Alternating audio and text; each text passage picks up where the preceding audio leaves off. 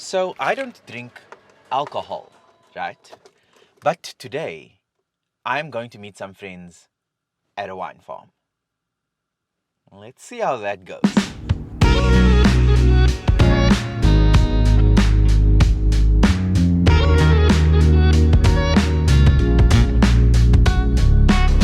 Yeah, I feel like this is either going to go really well and I'm going to be super proud of myself, or it's going to go terribly and I'm going to be disappointed.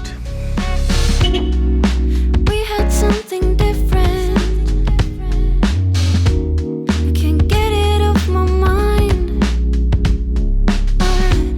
Now I'm tending to the bruises I got the other night. I gave you my word, I would be strong, but now I'm caving in under pressure.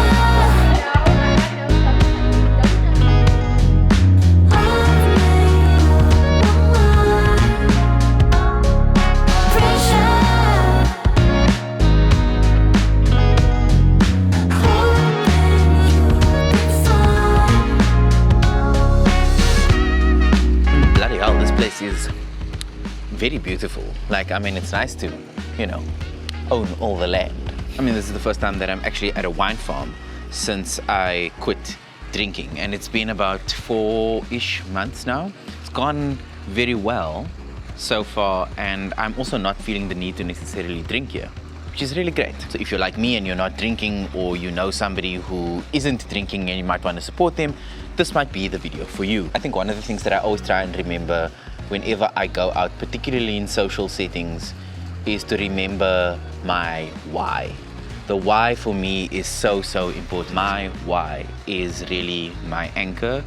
It's the thing that kind of keeps me grounded whenever I'm going into any kind of social setting. Personally, for me, I quit drinking because I wanted to quit smoking, and that was very much for health reasons. I started developing issues with my chest. I couldn't breathe properly.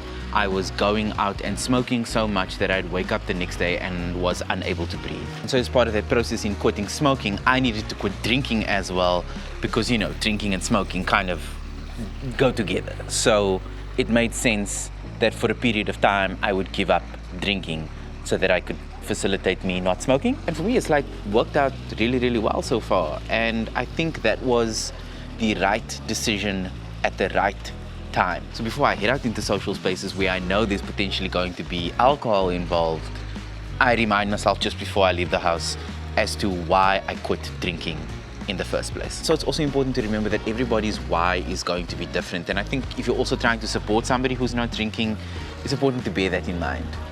So respect their choice not to drink, and don't pressure people into being just have one. Honestly, don't do that. That's really not cool at all. That's not supportive in any kind of way, okay?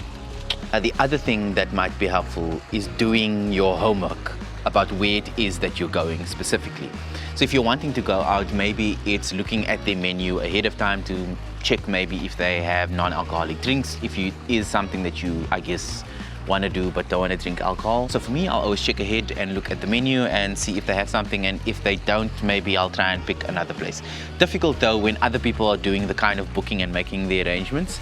In that kind of case, my go-to is sparkling water. Hands down, that is the best thing to drink. You just add a dash of fruit juice in there and it tastes so delicious. Something else that might also help you is developing a sense of self-awareness. And I know that sounds a little bit weird, but hear me out. So if you know on a particular day that you're feeling a little bit vulnerable, or you know that maybe going into a space like a bar or a pub, or going into a space where people are going to be drinking, if that's not a good idea for you at that point in time, developing a sense of self-awareness around that will help you make a decision as to whether or not you should be going to that space or not. And I guess this for me is a very critical part of being sober and staying sober, and also if you're wanting to support somebody who is wanting to be and stay sober, is this notion about being able to read the room and read yourself in that room. I can't tell you how often I've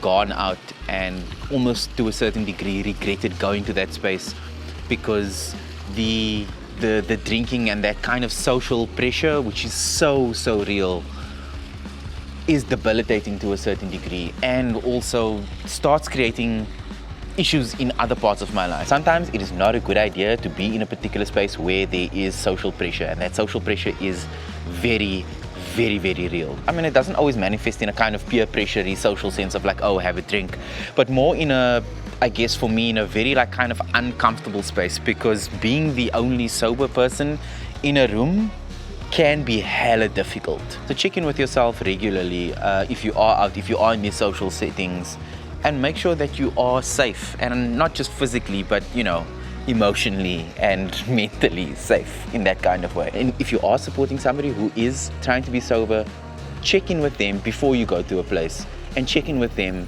when you're there to make sure that they're alright and that they're comfortable. And if they say they're good, believe them. And if not, maybe that's your cue to, you know, bail. Cool, I hope this video was helpful.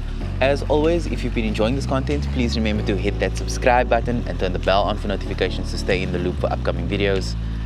And I'll see all of you tomorrow. Ciao.